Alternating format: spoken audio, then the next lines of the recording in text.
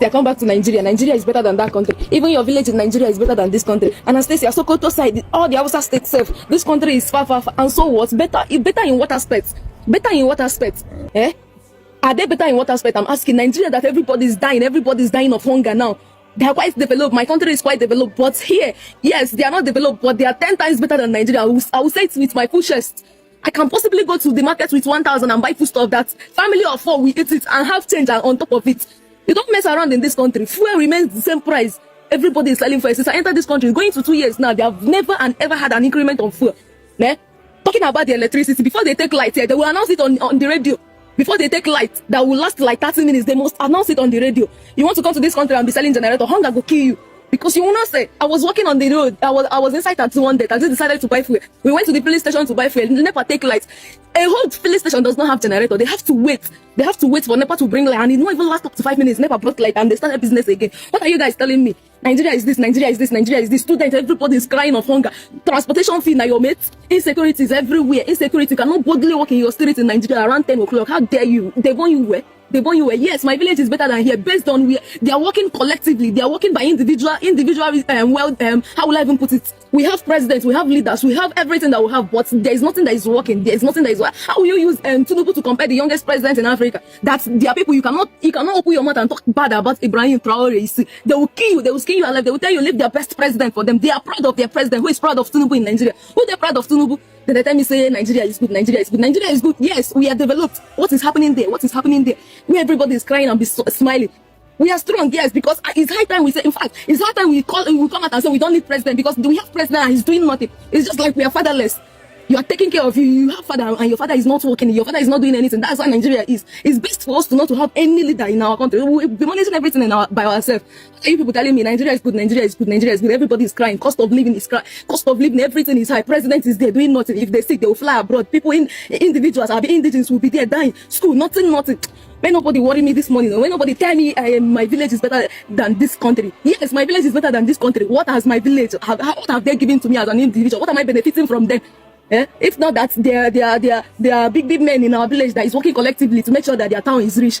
In Osume, what has government done for us in Osume? If not be individual that will build road, they will even be dragging who will build road, who will do this one, who will do this one. Where there is government, what are they doing?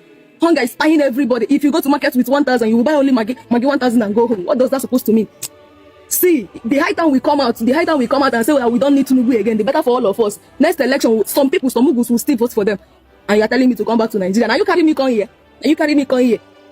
I came here new. When I came to this country new, they did protest for the president. What happened? That day that they did the protest for the president, the reason why they did that protest, the issue was resolved that day. I go still talk am again. If you like, more on a day Nigeria, they buy on herself. More on a day talk and Anastasia, you know get sense. Nigeria is rich. Nigeria have everything. All the natural resources, Nigeria have it. Nigeria is developed. What is happening? I go still they talk am again. This country that you people are saying that is far 1980 of Nigeria is 10 times better than Nigeria. Quote me anywhere, I will prove you right. In terms of electricity, in terms of transportation, in terms of economic, in terms of human affairs, in terms of hospital, in terms of everything, they are far better than Nigeria. Look at the students. What are you people telling me? Go to hospital and see. If you like, make with Nigeria, the chest bill. I will send 50,000. They will tell me that it's like 5,000 there. That person 50,000 for this country. If that man not talk too much. I go still they talk. If you like, more agree. If you like, more not agree. Here is far 10 times, 20 times better than Nigeria. Quote me anywhere. May Nigerian government see this video. May them get sense. The biggest problem of Nigeria is the 3 main languages. And these 3 main languages need to go. Hausa, Igbo, Yoruba, make una get out. Get out. You guys are blinding us from the real issues. Igbo fight Yoruba, Yoruba fight Igbo. Igbo fight Hausa, Hausa fight Igbo, Yoruba fight. Why are you people disturbing the peace of the country? In a country of more than 200 tribes, 3 of them pack on themselves, stand for front, they disturb. Igbo that is going to Yoruba land, are they carrying guns? Any Igbo that is going to both Hausa land or Yoruba land, they are going for business. Any Yoruba that is going to any other place is also going for business. So you guys go around for business. Nobody is disturbing anybody. From the history, a Hausa man is a trader. A Hausa man deal in gold. He deal in bureau de change. You go Ghana, you go see Hausa man there, they do bureau de change and get OP. So you guys are business people, and we have known that you guys have always been business people. And Igbo man will go to the bush to go and open his shop. Same as the Hausa man, he will go inside the interior in Abuja and open his own, or go to Yoruba and open. There's always a Hausa man in somebody's village, and there's always an Igbo man in somebody's village. You guys are business people, and we have known and coexisted with ourselves peacefully. But I don't know when this tribalism started. Divide country, no divide country. IPOB, no IPOB. Igbo, no Igbo. Hausa, no Hausa. While the real enemy is roaming around freely and infiltrating our household. And what will Hausa do? Hausa will minus themselves. Igbo go blame us. Make una stop this thing. Number one, I call the government to scrap out the 3 major languages. It is bias to put 3 main languages when there are 200. And so you guys start to remove the individualism that concerns culture, and then make it general as if it's only Igbo, Hausa, and Yoruba that we have.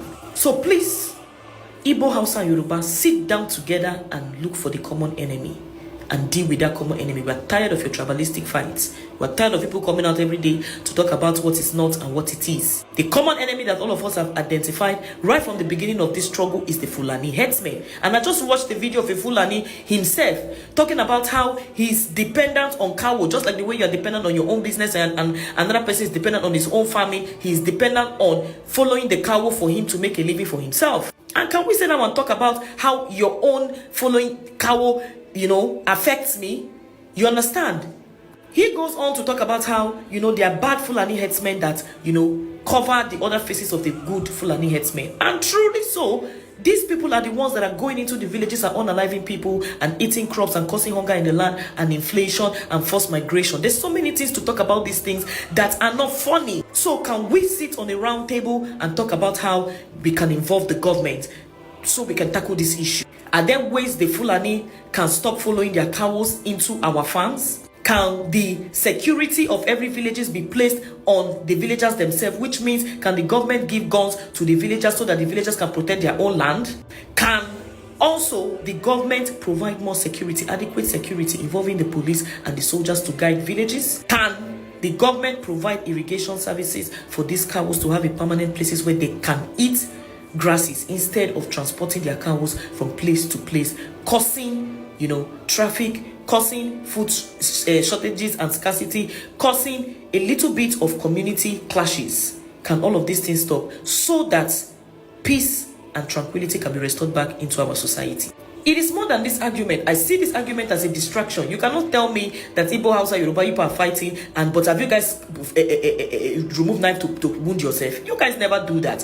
You guys only do the online, you shout for me, I don't shout for you, you do this, I don't do that. But at the end of the day, you guys still marry yourself. Igbo marry Yoruba, Yoruba marry Igbo. You guys just go online talking, while the enemy is just doing his own. And you are distracted, you are fighting. It's just like husband and wife, they fight, picking the steam meat. And Hausa people, you are in a toxic relationship with the Fulani people.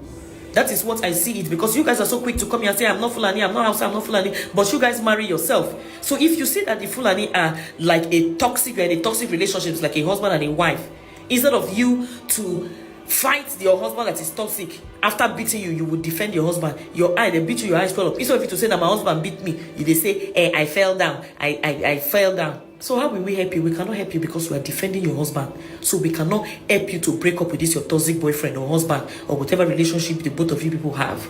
Hausa and Fulani, you guys have this toxic relationship going on. Address it. So tribalism needs to be taken off the table.